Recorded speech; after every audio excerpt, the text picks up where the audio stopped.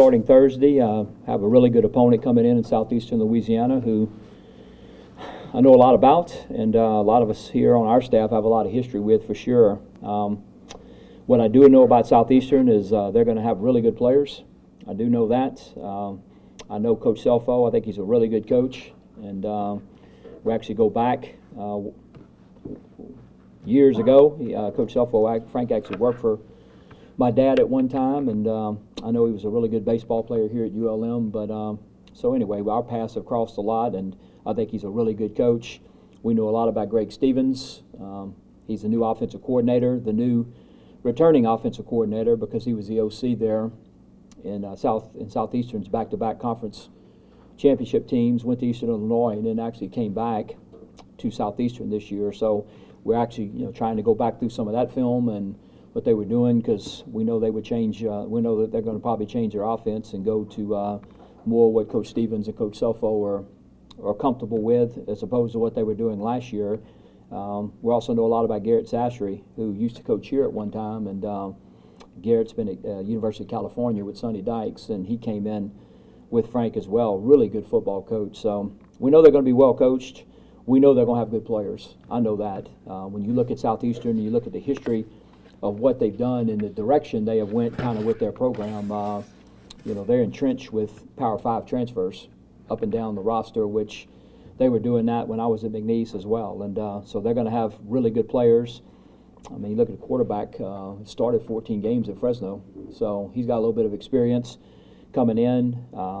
The guy I'm loving watching and not loving watching is their kick returners as good as we faced. I'm telling you, I don't care, Auburn, Florida State, whoever. We've been as impressed with him. I have, and we're scared of him as anybody that we've ever played. I mean, he's a small guy that's really fast, and he's dynamite. And I think I read somewhere too where he's first team preseason All-American in the FCS. He's a really good football player, and I know he plays receiver as well. So defensively, when you look at them, I mean, we expect them to be in some form of odd front.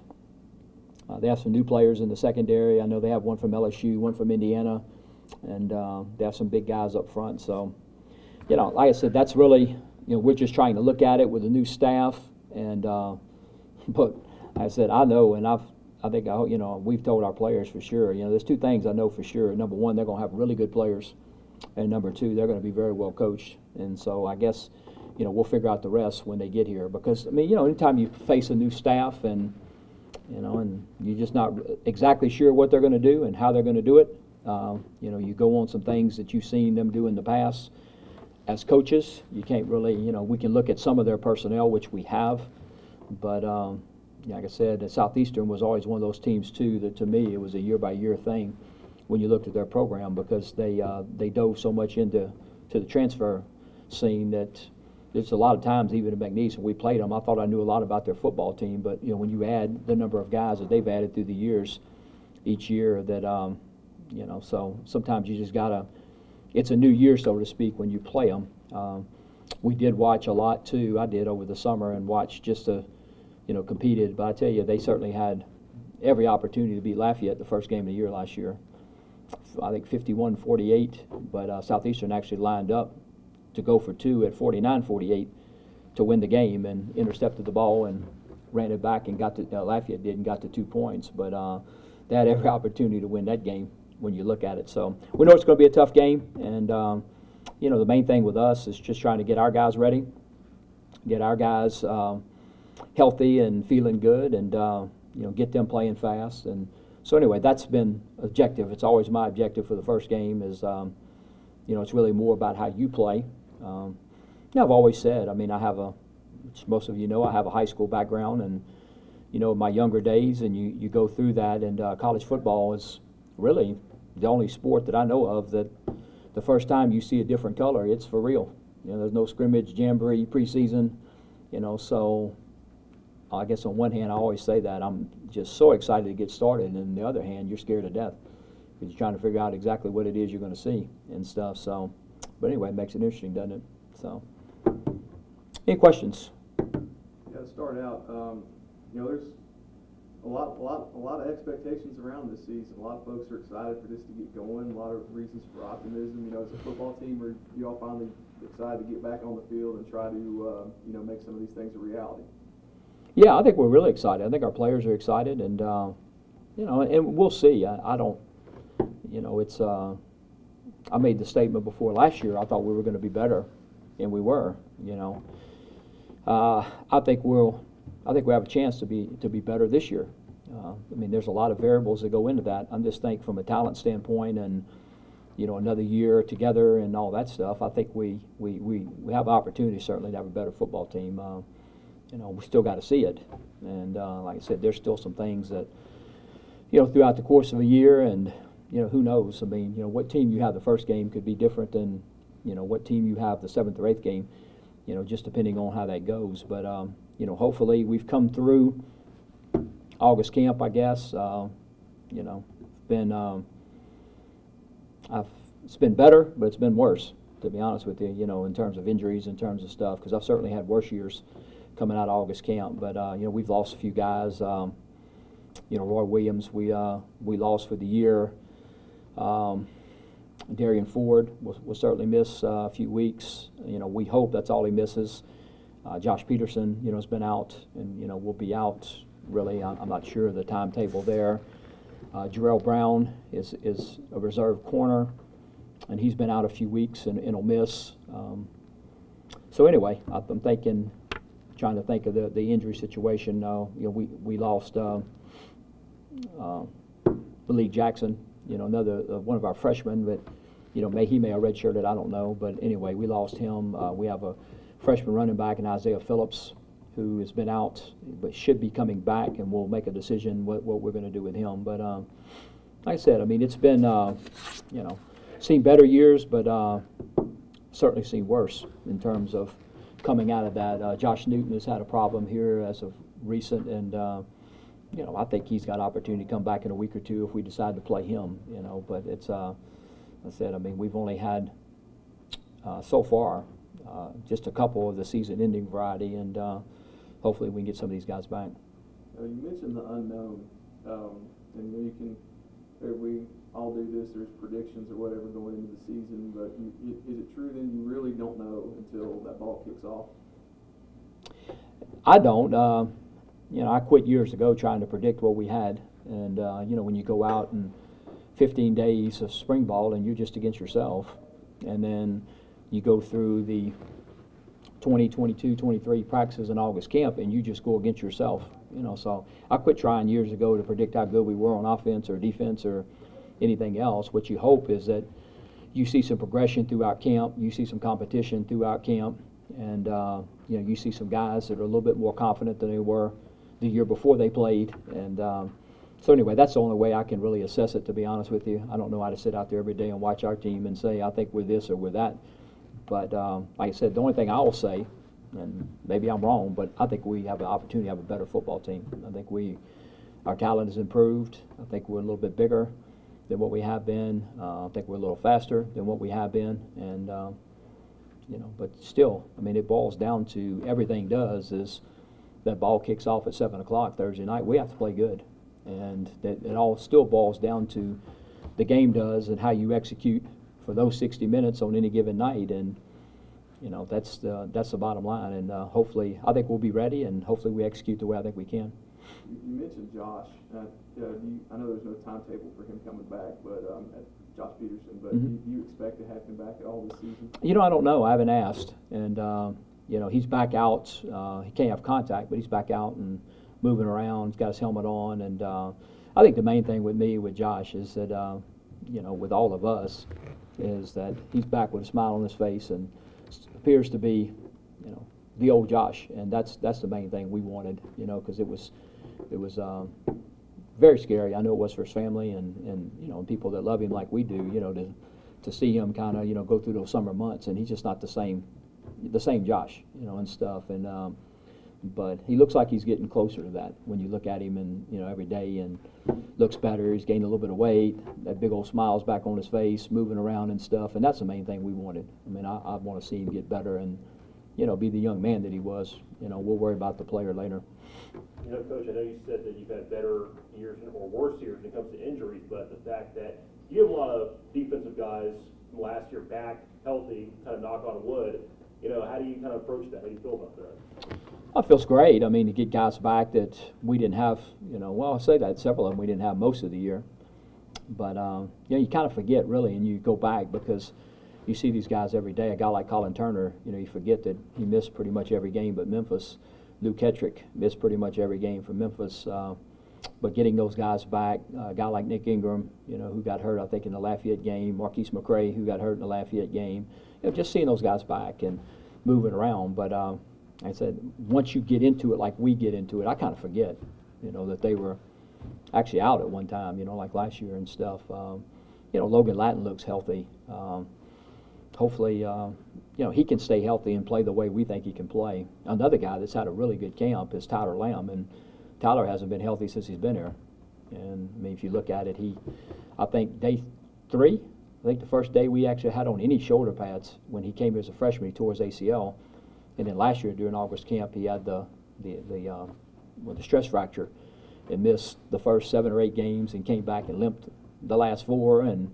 But you know, just hopefully those guys can stay healthy because I think he's a really good football player. And I think he called a couple touchdowns and one of the scrimmages, and I mean, he has a chance to be a really good player, but he hasn't been healthy since he got here. And he went through spring and was good. He got better this summer, and you know, so hopefully, you know, we have a little more luck on that end. Without being, you know, too familiar with what Frank Selfo is going to do at Southeastern this year, how much do you go back to what you, I guess, may have heard from what Selfo does, especially from your past experience at the high school level? How much do you go back to what you think Selfo may run on Thursday night versus you guys?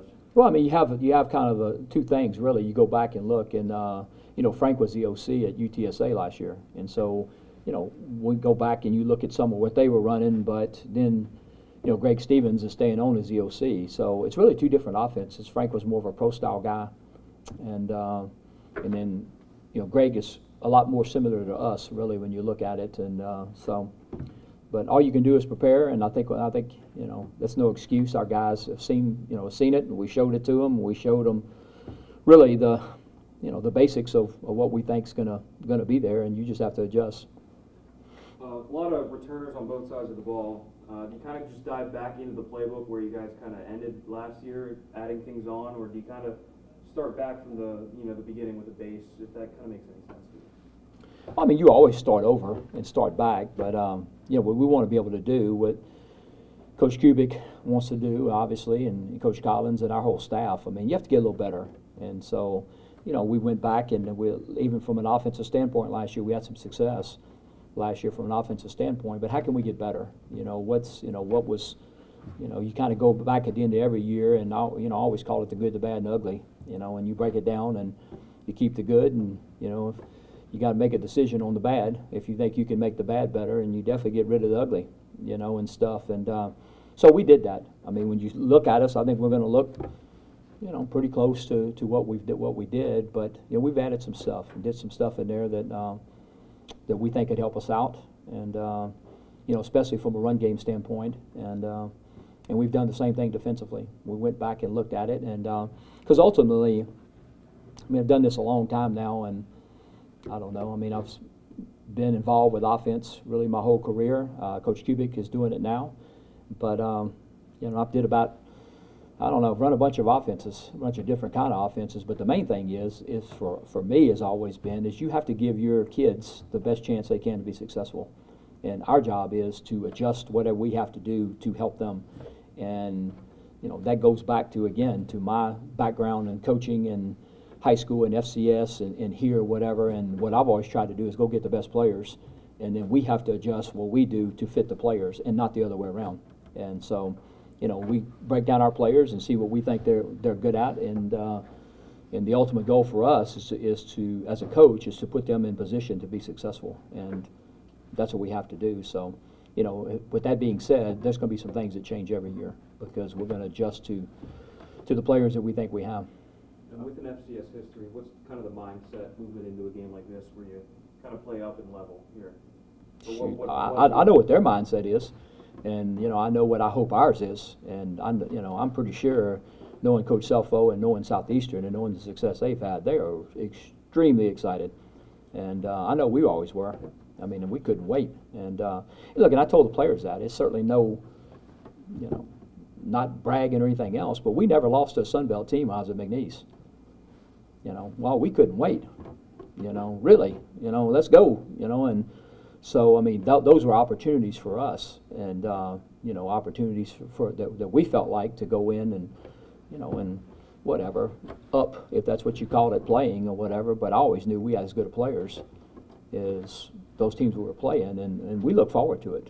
You know, whether it was Middle Tennessee or ULM or Lafayette or Texas State, whoever it was, Appalachian State. I mean, we looked forward to those opportunities. And I told our players that yesterday we met. I know they're looking forward to it, you know, because this is an opportunity for Southeastern's program to play an FBS team, you know, with certainly an opportunity to win a football game, no doubt, and stuff. So, you know, I just hope that we have the mindset and we understand what we're getting into. And, you know, like I said, because all you got to do is put on a Lafayette tape from last year, and they get a pretty good dose of what they're getting into. So, Coach, how much has Caleb Evans been impacted by the help of Garrett Smith, quarterback from last year, in camp so far? I think it's helped him a lot. I think Garrett's helped all our quarterbacks. You know, when you look at just from a standpoint of, you know, and you look at it, and I think he certainly has helped Caleb. But what I've noticed a lot during camp and stuff is a lot of the one-on-one that he's had with Wooten, you know, who was new coming in last year, you know, in that kind of situation, and especially too this whole summer and this fall camp with Suits, you know, and stuff, and just having, you know, when one quarterback's in and Coach Cube is watching that quarterback and coaching them, I mean, you know, you have an opportunity to coach those guys on the side and watch this play and taking a lot of mental plays and watch this is what, you know, and have an opportunity to coach all through practice too, and not just on the film and stuff. So, like I said, I think he's, you know, Garrett knows a lot about what we're doing.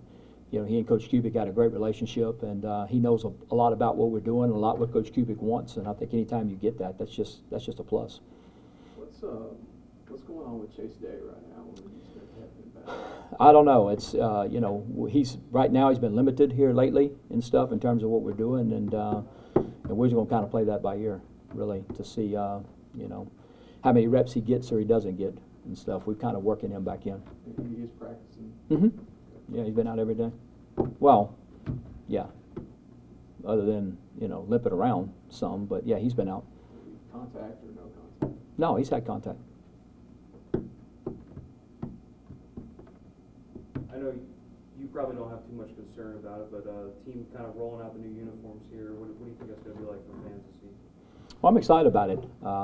You know, I think the players are excited about it, and you know, and I'm excited that people are excited. You know, it's I think anytime, you know, I didn't go to school at ULM, but I think anytime that, you know, you can I guess join back, you know, join the years and reconnect, so to speak, I think it's fantastic and stuff. So, you know, it's something that our administration wanted to do, and I was all for it. You know, there's nothing like, I come from a place and, you know, coaching and graduated from that has a lot of tradition.